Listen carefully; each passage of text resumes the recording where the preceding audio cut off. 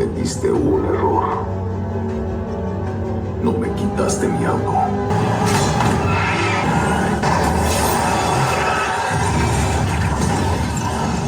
Después de 11 películas, sí, porque no son 10, son 11 películas, 23 años de saga y una mente muy creativa, creo que existe la remota posibilidad de que esta saga esté llegando a la mitad.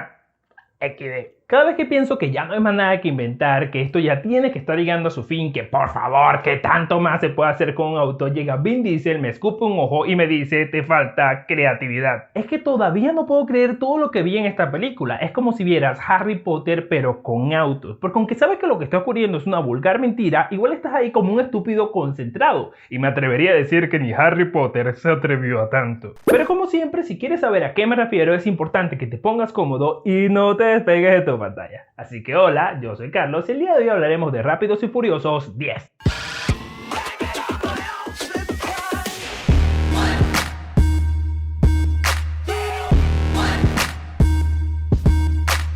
Como siempre lo digo en esta parte, lo que vas a ver a continuación está basado en mi opinión personal e interpretación de esta obra. Así que si no estás de acuerdo conmigo, cálmate, tranquilo, es solo mi opinión personal. Pero si estás de acuerdo conmigo, no te vayas sin dejarme tu pulgar arriba, suscribirte y activar la campanita, para que puedas seguir viendo más videos como este. Ahora sí, sin más dilación, vamos a la acción. Y aún no lo entiendo.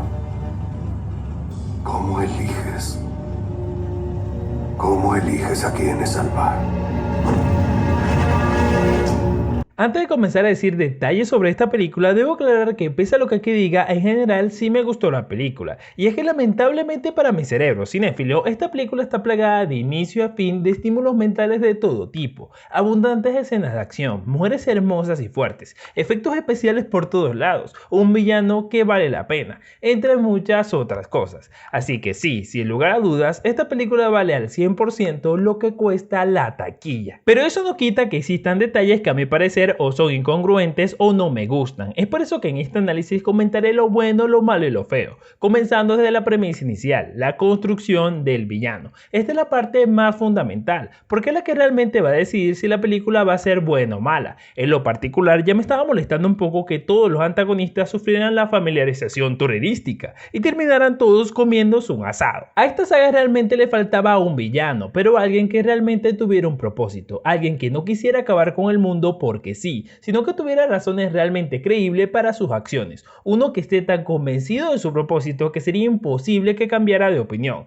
así como Thanos en el MCU. Un villano que lleve la trama, y me parece que en esta oportunidad lo consiguieron. ¿Te gusta mi propiedad? Qué pena que veas mi muro de inspiración. Si nunca hubieras estado al volante de ese auto, yo no sería el hombre que soy hoy. Mi futuro, mi familia.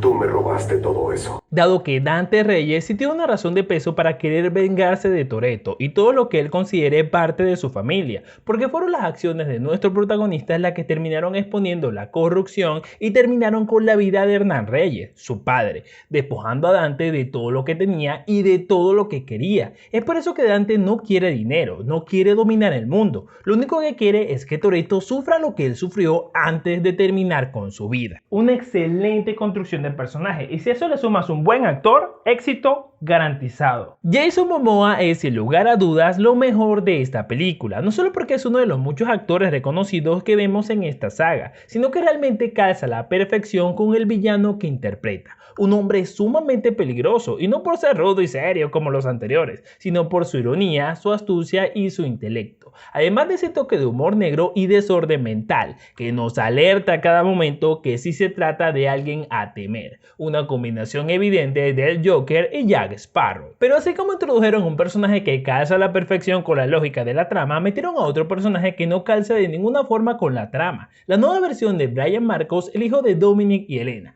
dado que evidentemente este joven no se parece a ninguno de sus padres, dado que ninguno es de color. Es más, la mamá era catira con los ojos azules. Todo el mundo se asusta, hijo. Tú no le tienes miedo a nada. Vámonos ya. Solamente existe una única explicación para poder decir que ese muchachito salió de ese color. Esa misma. Realmente sí existe una forma que el niño pudiera haber salido así, y es por el abuelo paterno. Sin embargo, no solamente es difícil de creer, sino que esta realmente es la tercera versión de este personaje, dado que ya lo hemos visto bebé y lo hemos visto de niño un poquito más grande. Y la verdad es que esto es una incongruencia, que no pasa para nada desapercibida, dado que Brian en esta película es uno de los personajes principales y el hijo del prota. Otra de las cosas que no me gustó fue la salida del lado oscuro de Cypher, dado que se supone que es una villana, que mató a Elena y que es despiadada, pero en esta película pierde todo el impacto que dejó en las anteriores, y ya no quiero seguir viendo que los antagonistas se vuelvan de la familia en la siguiente película, porque eso significaría que Dante también al final se va a volver bueno, y esto de hacer que todos los malos que destaque se vuelvan veguetas no es equilibrado, porque al tener tantos protagonistas con tantas habilidades, tienes que hacer a los antagonistas como seres casi omniscientes y omnipresentes, para poder superar a tantos protagonistas y que den miedo, así como Dante, que tuvieron que darle todas las habilidades sabidas y por haber para poder superar a tantos protas buenos. El tipo es más hacker que todos, más inteligente que todos, etcétera, etcétera, etcétera. Más bien la pegaron tan bien con Jason Momoa que realmente hay que analizar a detalle la película para poder ver estos pequeños defectos. Pero la realidad es que me hubiera gustado más ver a Cypher y a Dante trabajando juntos. Es hasta más lógico. Así que como este tema aún no está cerrado, tengo la esperanza de que lo arreglen a futuro. El resto de la película, como siempre, es 100% escenas de acción y de suspenso. Todas muy bien logradas en verdad, pero cada una más exagerada que la otra, cosa que no me sorprende de esta franquicia, que comenzó con un policía volviéndose criminal y terminaron hasta lanzando al espacio 2 personas en un auto. Y justo cuando pensaba que no se podía exagerar más, justo cuando pensaba que ya habíamos llegado al límite de la mentira, Rápidos y Furiosos 10 nos muestra que aún falta mucho, casi que literalmente magia pero sin varita. Vuelvo y lo repito, ni Harry Potter se atrevió a tanto.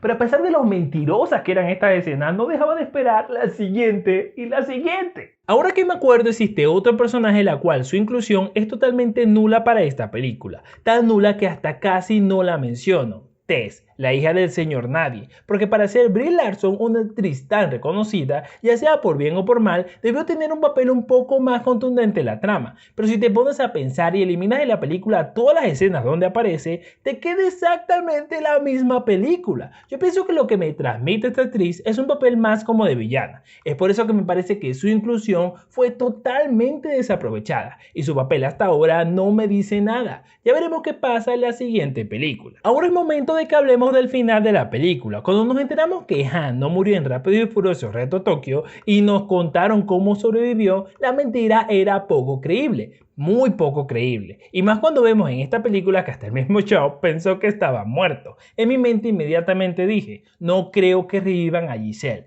y efectivamente lo hicieron. No puede ser. ¿Sigues odiando mi plan? La pregunta del año, ¿cómo sobrevivió Giselle a esa caída? La mentira que nos van a contar en la próxima película de cómo sobrevivió va a ser de proporciones tan épicas que vamos a necesitar 12 rollos de papel toalé para poder limpiarnos la cara. En fin, no me gusta esto de estar reviviendo personajes solo porque sí, dado que esto le quita seriedad a su papel y a la trama de las películas pasadas. Incluso gracias a esto también dudo de que Jacob esté muerto, y si ninguno puede morir, eso le quita todo el suspenso a las escenas de acción. Tú quieres ver es cómo van a sobrevivir, no gente que muere y después es mágicamente revivida, porque hasta en Harry Potter, que era un universo en el que todo era posible, el que se murió no volvía. Por último tenemos la escena post crédito, en la que vemos que Dante también va detrás de Hawks, dado que él fue el que le disparó a su padre, cosa que tiene mucho sentido, dado que en la película de Hawk y Shaw del 2019 nos enteramos de que Hawk también tiene un hermano y a su madre viva, así como su hija y muchos colegas en Samoa, que seguro serán parte del objetivo de Dante en la próxima película. Fuera de todos esos detalles que mencioné, estamos hablando de una película que destaca en gran manera por ser súper entretenida, con efectos especiales y acción de principio a fin, y se estima que debieron haber gastado entre unos $340 millones en esta película, y se nota. Pero lo más importante, ¿qué piensas tú? ¿La viste? ¿Te gustó? ¿No te gustó? Te invito a dejarme tu opinión en la caja de comentarios. Y si llegaste hasta este punto del video, no te vayas sin dejarme tu pulgar arriba, suscribirte y activar la campanita, o volverte miembro si quieres contribuir al sostenimiento del canal. Mientras tanto, yo te voy a dejar este videito que tengo por aquí y este otro que tengo por acá, para que sigas viendo más de mi contenido. Ahora sí, sin más que decir, nos vemos en el próximo video. ¡Chao!